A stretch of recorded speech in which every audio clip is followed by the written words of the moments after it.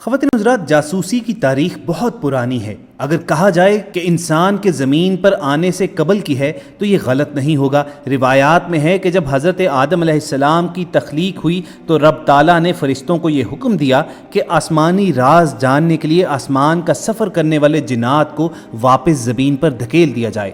فرشتوں نے حکم بجا لایا اور آسمانی راز جاننے کے لیے آسمان کے دروازوں تک پہنچنے والے اور جاسوسی کرنے والے جنات کو آتشی پتھروں کا نشانہ بنا کر زمین پر دھکیل دیا جاتا۔ انسانی تمدن آگے بڑھتا رہا، سلطنتیں باہم دست و گریباں رہیں، جنگوں نے دشمن کا حال اور تیاری معلوم کرنے کی ضرورت کو اجاگر کیا، مختلف ادوار میں باقاعدہ دشمن کے خلاف جاسوسوں کو روانہ کیا جاتا رہا اور ان کی بھیجے جانے والی معلومات کو مد نظر رکھتے ہوئے جنگی تیاریاں اور چالیں عمل میں لائی جاتی رہیں۔ دور جدید میں جب انسانی تمدن میں ترقی اور کئی ممالک دنیا کے نقشے میں معرض وجود میں آ چکے ہیں، ان میں سے کئی باہم دست و گریبان بھی ہیں، کہیں نسلی بنیادوں پر اور کہیں دوسروں کو نیچا دکھانے کی کوششیں کی جا رہی ہیں، اور جدید اور تباہ کن اسلحے کی دوڑ نے خطرناک ہتھیاروں کے بھاری ذخائر کو جنم دیا۔ وہیں جاسوسی کی اہمیت اور زیادہ بڑھ گئی۔ وطن عزیز پاکستان اس وقت اپنے بقا کی فیصلہ کن لڑائی کے آخری مراحل میں داخل ہو چکا ہے، اور ایٹمی طاقت پاکستان سامراجی اور طاغوتی قوتوں کی آنکھوں میں کانٹے کی طرح چبھ رہا ہے،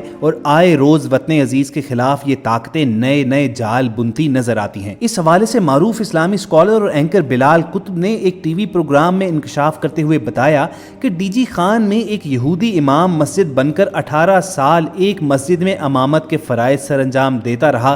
ذرا تصور کیجئے کہ وہ امام اسلام کا لبادہ اوڑھ کر بھولے اور سادہ لو ان دیہاتی مسلمانوں کے ذہنوں میں کس قدر زہر انڈیلتا ہوگا اور فرقہ واریت اور نسل پرستی کے بیج بوتا ہوگا۔ بلال قطب کی اس انڈر کور یہودی ایجنٹ سے ملاقات کہاں پر ہوئی، کس طرح ہوئی اور انہیں اس سے متعلق کیسا پتہ چلا، یہ تمام تر تفصیلات ہم سب کی آج کی ویڈیو میں آپ کو ملیں گی۔ لیکن آگے بڑھنے سے پہلے ایک گزارش کرنی ہے کہ آپ ریڈ بٹن پر کلک کر کے اور بیل آئیکن کو پریس کر کے ہم سب کے سبسکرائبر بننا مت بھولیے، تاکہ ایسی انفارمیٹیو ویڈیوز آپ کو ہر وقت اور بر وقت ملتی رہیں۔ ناظرین، اسلام اور مسلمانوں کے خلاف طاغوتی طاقتوں کی سازشیں کوئی نئی بات نہیں ہے۔ روز اول سے نیکی کے خلاف برائی کی طاقتیں سرگرم عمل ہیں۔ موجودہ دور میں اگر دیکھا جائے تو مسلمان آپس کی رنجشوں اور فرقہ وارانہ رکاوٹوں کی وجہ سے دنیا بھر میں پس رہے ہیں۔ مسلمانوں میں اختلافات پیدا کرنے کے حوالے سے اسلام مخالف قوتوں کی سرگرمیاں کسی سے ڈکی چھپی نہیں ہیں۔ پہلے یہ کام چند ممالک میں خفیہ طور پر کیا جا رہا تھا، تاہم اب یہ کھلم کھلا ہو چکا ہے، اور اس کا سب سے بڑا نشانہ ہمارا وطن عزیز پاکستان ہے،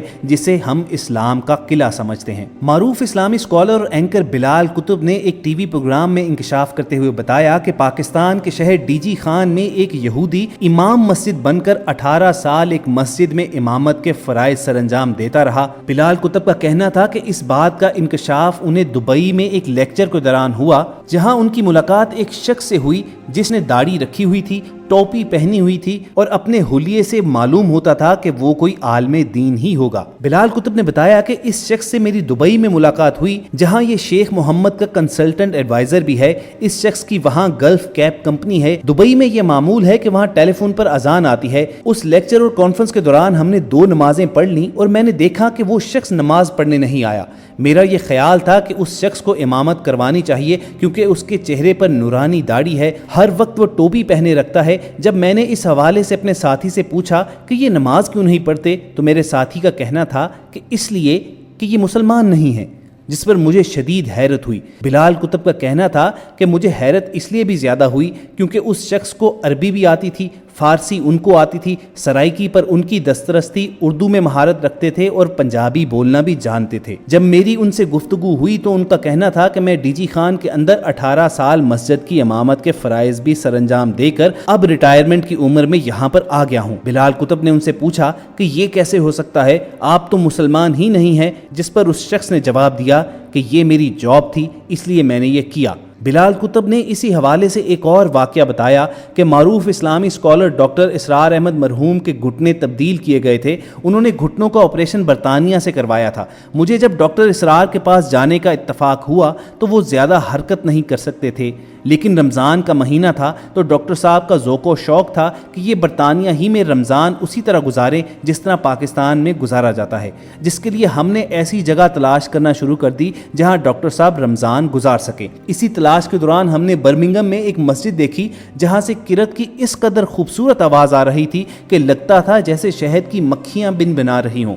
ڈاکٹر اسرار نے بھی اس مسجد میں رمضان گزارنے کی خواہش کا اظہار کر دیا۔ بلال کتب کا کہنا تھا کہ وہاں سے قاری عراقی انداز میں کرت کر رہے تھے جو کہ نہایت ہی نایاب کرت کا انداز سمجھا جاتا ہے۔ جب پتہ کیا تو معلوم ہوا کہ یہ برمنگھم میں مسجد نہیں ہے بلکہ یہ غیر مسلموں کا ایک انسٹیٹیوشن ہے جہاں پر اسلام سکھایا جاتا ہے۔ بلال کتب یہ سن کر حیران رہ گئے۔ بلال کتب کا کہنا ہے کہ انہیں تب دبئی میں اس غیر مسلم جس نے دعویٰ کیا تھا کہ وہ ڈی جی خان میں 18 سال مسجد میں امامت کروا کر آیا تھا، اس کی کہانی سمجھ میں آ گئی اور وہ تمام واقعہ پوری اپنی تفصیلات کے ساتھ ان کے سامنے کھل کر رہ گیا۔ اس یہودی نے یقیناً پاکستان میں امام مسجد بن کر رہنے کے لیے کہیں سے تربیت لی ہوئی ہوگی، امامت کروائی ہوگی، اپنا نقطہ نظر اسلام کے لبادے میں لپیٹ کر لوگوں تک پہنچایا ہوگا، اپنا اسلام بیچا ہوگا اور اس بیچے ہوئے پر بہت سے خریدار بھی ہوئے ہوں گے۔ بلال کتب کا کہنا تھا کہ ذرا تصور کیجئے کہ اس شخص نے اسلامی نظریات کی آڑ میں بھولے اور سیدھے سادے دیہاتی مسلمانوں کے ذہنوں میں کس قدر گند اور زہر انڈیلا ہوگا اور اس کی وجہ سے معاشرے میں جو تبدیلیاں آئی ہوگی اس کے اثرات کو زائل کرنے کے لیے 18 سال تو کیا 18 صدیاں بھی ناکافی ہوں گی۔ دوستو، صہیونی طاقتوں کی آنکھوں میں کانٹے کی طرح کھٹکنے والے وطن عزیز پاکستان کو نشانہ بنانے کے لیے اور اس کے خلاف سازشوں کو پایا تکمیل تک پہنچانے کے لیے دشمن ممالک کے کئی جاسوس اپنے ناپاک وجود لے کر یہاں پر وارد ہوتے رہتے ہیں۔ پاکستان کے پڑوسی ملک بھارت کی دشمنی کسی سے ڈھکی چھپی نہیں ہے۔ 1971 میں ایک بین الاقوامی خوفناک سازش کے نتیجے میں بھارت نے وطن عزیز کو گہرا زخم پہنچایا اور مشرقی پاکستان جدا کر کے بنگلہ دیش بنوا دیا۔ سازشوں کا یہ مکروہ جال آج بھی پاکستان کو کھوکھلا کرنے کے درپے ہے۔ بھارتی جاسوس کلبھوشن یادو گرفتار ہو چکا تو اس نے اپنے اعترافی بیان میں کئی اہم رازوں سے پردہ اٹھایا تھا۔ بلال کتب کی یہودی امام مسجد کے 18 سال تک ڈی جی خان میں رہنے کی اس کہانی پر اس لیے بھی یقین کیا جا سکتا ہے کہ بھارتی انتہا پسند بی جے پی کی حکومت میں قومی سلامتی کا مشیر اجیت کمار دوول بھی کبھی جاسوس کے روپ میں پاکستان کے شہر لاہور میں 7 برس تک رہا۔ یوٹیوب پر اجیت کمار دوول کا ایک کلپ آج بھی موجود ہے جس میں وہ وطن عزیز پاکستان میں جاسوسی کے دوران کا واقعہ سناتا ہے۔ اس کا کہنا ہے کہ وہ وہاں پر مسجد بھی جاتا تھا۔ اس کے اپنے الفاظ میں اگر سنیں تو وہ کہتا ہے کہ ایک روز میں ایک ولی اللہ کے مزار پر بیٹھا ہوا تھا تو ایک آدمی جس کی سفید لمبی داڑھی تھی اس نے مجھے اپنے پاس بلایا اور پوچھا، تم ہندو ہو نا؟ میں نے کہا نہیں۔ اس نے کہا تم میرے ساتھ آؤ۔ میں اس کے ساتھ چل پڑا۔ وہ مجھے اس مزار سے کچھ فاصلے پر ایک چھوٹے سے کمرے میں لے گیا اور کہا، دیکھو تم ہندو ہو۔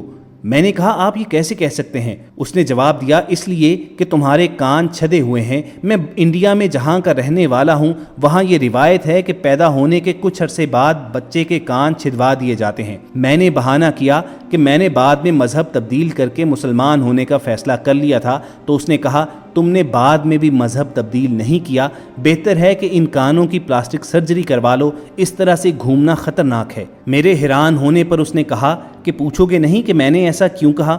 میں نے پوچھا کیوں؟